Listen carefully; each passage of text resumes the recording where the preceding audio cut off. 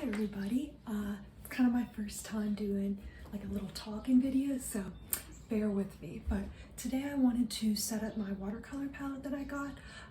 Thank you Susan so much for the birthday gift. And yeah, it's my first time setting up a palette in this way. We're going to do a split primary color palette, I think. And I'm also going to talk a little bit about how I prep the surface of the watercolor palette so that you don't get that like beading, you know, and I'll show you what I mean a little bit. But yeah, let's just get started. All right, this is the watercolor palette that we are going to be filling up today. It's got, I believe, 18 wells in there, so a good amount. And I want to show you a little bit of what that beading I was talking about and how that can be really difficult when you're working with a new palette. So this is my old palette. All of these are dried up, so I'm very glad to be upgrading. But if we try to get an idea of what that beading is, that happens when, and I'm just gonna use this as my example here, this green.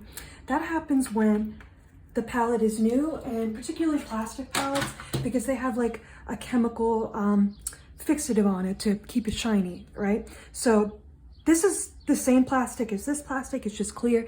And if you were to put it on here, right, you see that, how it just beads up into little balls, right? And that makes it really hard to determine the color, okay? So the way you can avoid kind of doing that, oops, got it on here, is prepping your palette. One way you can avoid that beading is sort of prepping the surface, right? So the way you can do that is sort of removing that shine that causes the water to bead up. And that can be done by sanding it lightly down with like a little sanding pad. These are for drawing and for like sanding pencils to be extra sharp. But if you don't have this, I really like this because you can bend it, right? You can rip a piece of paper of it off, bend it, and then start scratching lightly the surface, right? But if you don't have that, you can use a nail file. It's gonna be a little bit harder to, you know, mobilize it on the palette, but you can do that too. And it makes a really big difference. So after you do that, it is, you know, you don't wanna scratch it, you wanna kind of do it really lightly.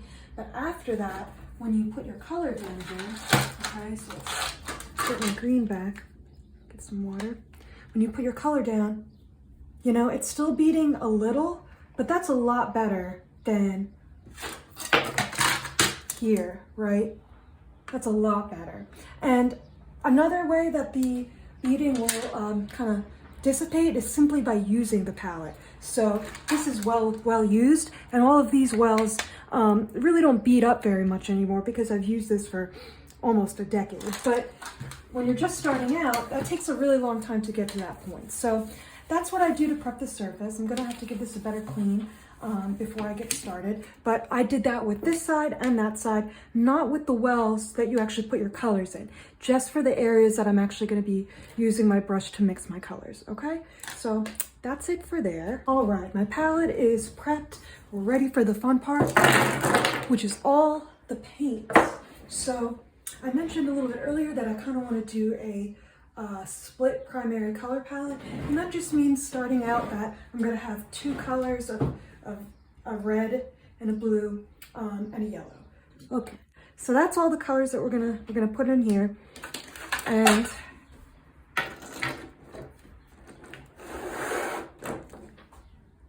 let's get started. Okay, so we have all our colors set up. We know where everything's gonna go. I'm honestly a little anxious to get started, but let's just jump on into it. I guess I'll start with the brown and kind of work my way around.